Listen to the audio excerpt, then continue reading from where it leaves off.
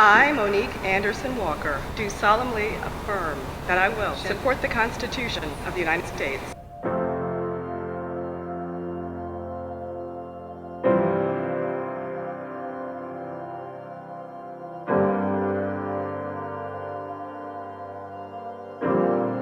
and that I will be faithful and bear true allegiance to the state of Maryland and support the Constitution and laws thereof, and that I will support the Charter and laws of Prince George's County, and that I will, to the best of my skill and judgment, diligently and faithfully, without partiality or prejudice, execute the office of County Council Member District 8 of Prince George's County. Congratulations. Thank you so much.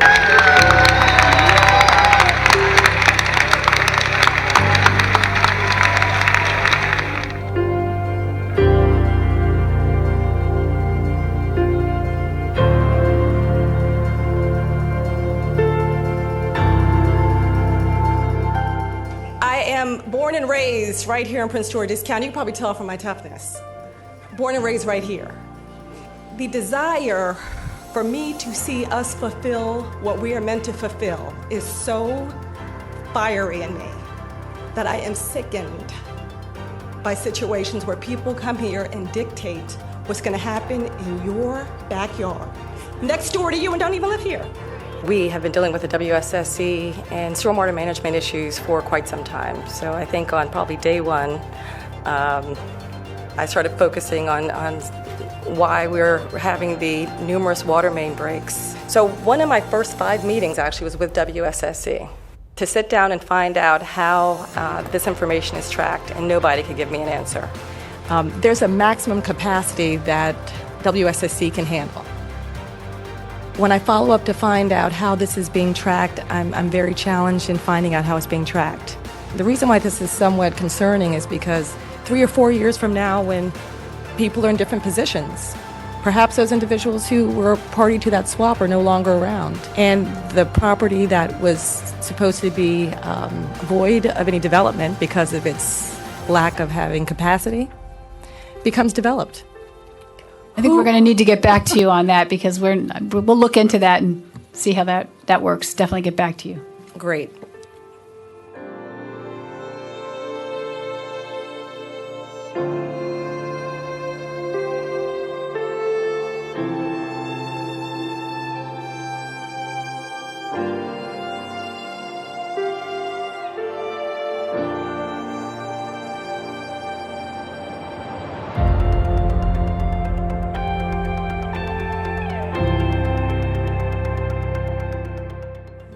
Transportation is a huge component to housing.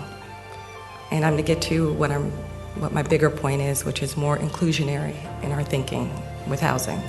I think it's more enriching to live a life with different types of people. So what you mentioned earlier about the multi-level income as well as mixed use. But there's no question we need to have a commercial foundation for any new development that takes place. With regard to National Landing and it being 6 miles away from the Prince George's County line, we want to really explore the options of extending the dedicated bus lanes that are already in Alexandria, Virginia, and bringing them over the Woodrow Wilson Bridge into Maryland, and then start with more connectivity within Prince George's County. We have CB 49, 2019, an act concerning universal design for housing. This is sponsored by Councilmember Anderson Walker. We have really promoted this as being a way to age in place, but the truth is there's so many people who are benefiting from this universal design. Everybody benefits from this, and of course as we age it is convenient so that we can age in place, and it's inexpensive. The Driving Home campaign is for everyone. It's for every road. It is not specific to any one area. We have a regional issue with driving culture, and we need to change that. So that's really the focus.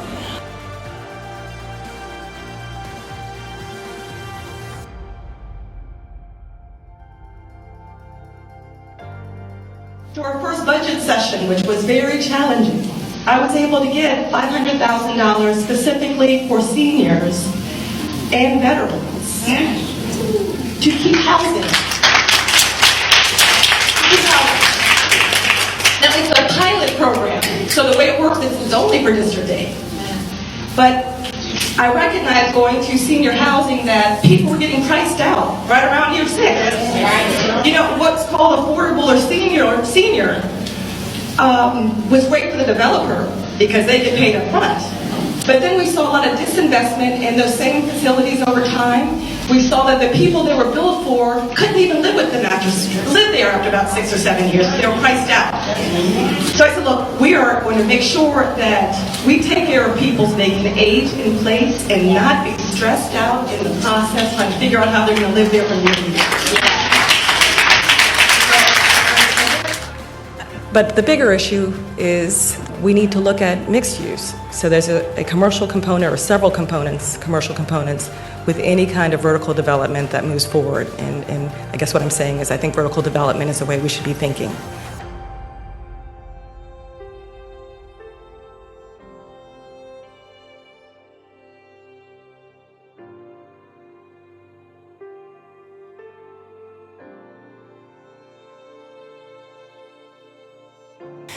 Just so that you do know, we've had multiple conversations with our CEO of Prince George's County Public Schools. So we have a plan that includes transportation, that includes internships and externships, day trips that all go towards exposure in these areas.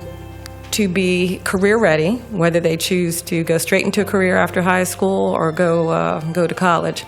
With Friendly High School, I think you know the focus, because that has a wonderful health science program with a triage wing that looks like you're actually in a hospital, that we shouldn't waste that. With Oxon Hill High School, we talked about further programs with Oxon Hill, getting those students connected to internships as well. With Crosland High School, I work closely with the principal. With regard to Potomac High School, we recognize that there needs to be an expansion of opportunities. What we don't want to do is have money that's not being utilized that then goes to the general fund because they haven't been utilized in the way they are to be utilized. Councilwoman Monique Anderson Walker is really about doing for the constituents. She shows that in the warmth that she shows to people. It just means a lot. Councilwoman Monique Anderson Walker is very active in our community, in our Oxon Hill community. She's been at numerous events, driving it home, our game day parades, zip trips. She always loves to support our cheerleaders here at our school. She always has a big smile on her face. She's always so nice and sweet, and she'll even ask you questions to ask you about how you like it here or the environment you're in. She's a strong woman. She has a vision, but at that meeting she was clear that she was not going to force her vision on her constituents. She wanted to work with the constituents to accomplish and bring to fruition their vision. She has a real compassion for the constituents. She's a knowledgeable elected official, but she also has that compassion.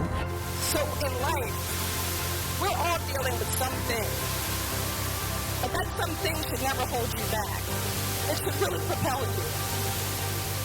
There's things in life that are challenges for you, that just makes you go closer to your faith. At the luncheon, she really made everyone feel special, not just me. And it was just so welcoming and warm, especially that harp. That music was so nice. The one thing I've noticed since she's been in office is she is really concerned with senior citizens. Like I said, she listens, and you can see the effects of her trying to make a change. Anytime you get a break from your normal caregiving, grandparently type duties, it makes you feel rejuvenated. That's the way I felt when I left her event that day. So I had the opportunity to first meet Councilwoman Anderson Walker with her Driving It Home campaign. This is my second year here as principal, Oxon Hill High School, one of 3 science and tech schools within the county. And so what I appreciate about her, she is very inviting, she is very pleasant, and her spirit is one that has a heart for people and children. And so outside of that campaign, she continues to take the initiative to, like I said, check on me as the school's principal, school leader, but also our young people to see, you know, in addition to this safe driving culture, what are some other culture pieces that she can contribute to so that we're positive and we're effective.